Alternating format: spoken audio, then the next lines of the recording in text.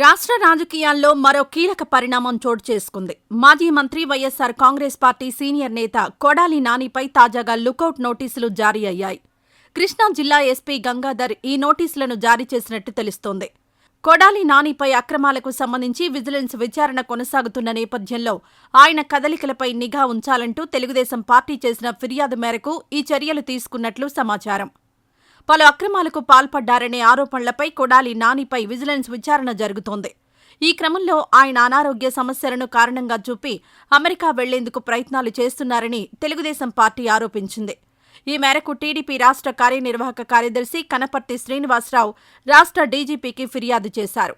కొడాలి నాని విదేశాలకు వెళ్లకుండా నిరోధించాలని, తక్షణమే ఆయన పాస్పోర్ట్ను స్వాధీనం చేసుకోవాలని ఫిర్యాదులో కోరారు.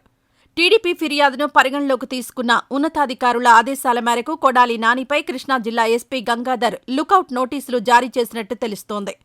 ఈ నోటీసుల ప్రకారం విమానాశ్రయాలు, ఓడరేవులు, ఇతర సరిహద్దు చెక్పోస్టుల వద్ద అధికారులు అప్రమత్తంగా ఉండి కొడాలి నాని దేశం విడిచి వెళ్లకుండా చర్యలు తీసుకుంటారు. ఆయన కదలికలపై నిరంతరం నిఘా ఉంచుతారు. ఈ వీడియో నచ్చితే లైక్ చేయండి. అలాగే మా ఛానల్ని ఫస్ట్ టైం కనుక చూస్తున్నట్టయితే ఇప్పుడే సబ్స్క్రైబ్ చేసుకుని పక్కనే ఉన్న గంట సింబల్ని యాక్టివేట్ చేసుకోండి. అప్పుడే మేము పెట్టే ప్రతి వీడియో మీకు నోటిఫికేషన్గా వస్తుంది. అలాగే ఈ వీడియో పూర్తిగా చూసినందుకు ధన్యవాదాలు.